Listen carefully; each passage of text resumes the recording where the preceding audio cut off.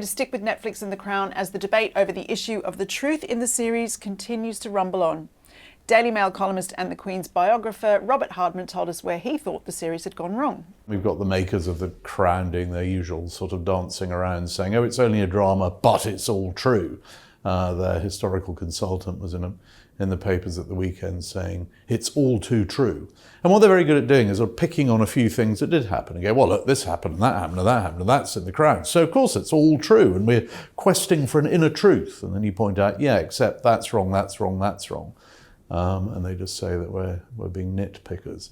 The royal family will ignore it. I mean, they won't watch it, or certainly the older ones won't watch it.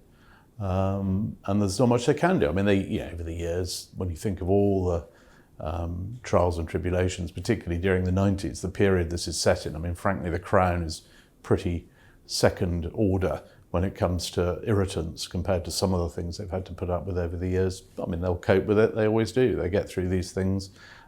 If they started to complain about particular things in this, then people would just say, well, what about that? They can't give a running commentary. So all they can do is ignore it. And it'll pass. I mean, we're on series 5 now.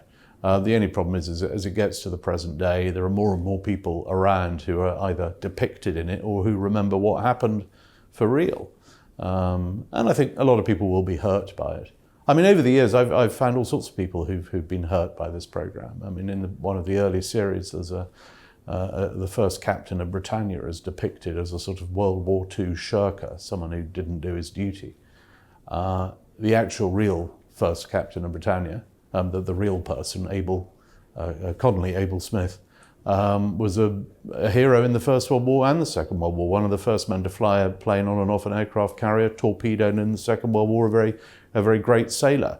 Not according to The Crown, he's just some sort of, someone who didn't do his job in the Second World War. His family were just sort of, amazed and appalled.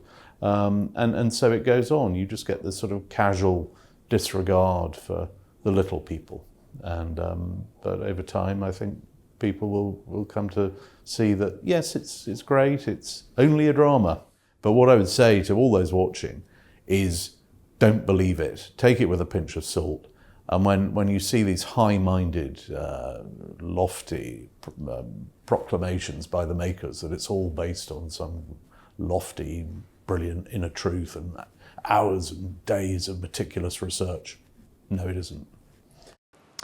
Thanks for watching. On Thursdays, don't forget to tune in to Palace Confidential, your weekly look at all things royal.